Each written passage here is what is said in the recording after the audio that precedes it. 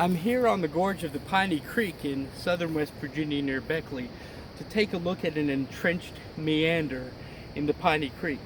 Now, you're probably familiar with a meander in a river or stream crossing a plain, much like the Mississippi, where you have these great curves in the river, meanders, oxbows, where the river has changed its course over time.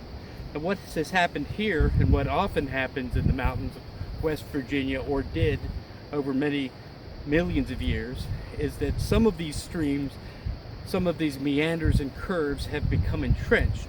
The mountains have raised, and as they've arisen, they've trapped or entrenched the meander.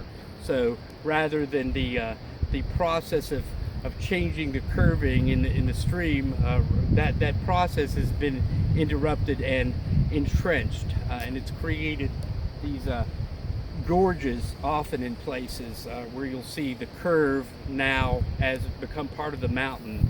And I'm going to go ahead and take us out here onto a ridge where we should be able to get a very good view of this small meander. Sometimes these are called stretcher necks. Now, if you were here with me and you were shy of heights, you would probably be cringing somewhat. We're out on the neck of the meander, on a narrow hogback which descends precipitously on both sides. Now here we are, and here you should see there in front of me, I think you can maybe see what we're talking about. In front of me is a section of land rising out of the shadows of a curve in the Piney Creek, and that is an entrenched meander.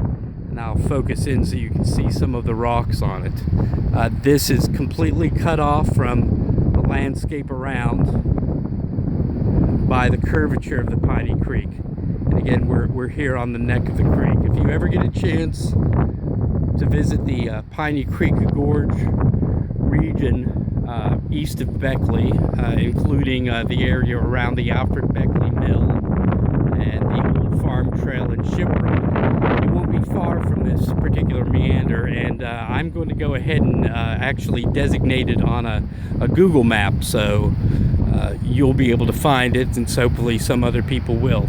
Thanks again for joining me on another exciting episode of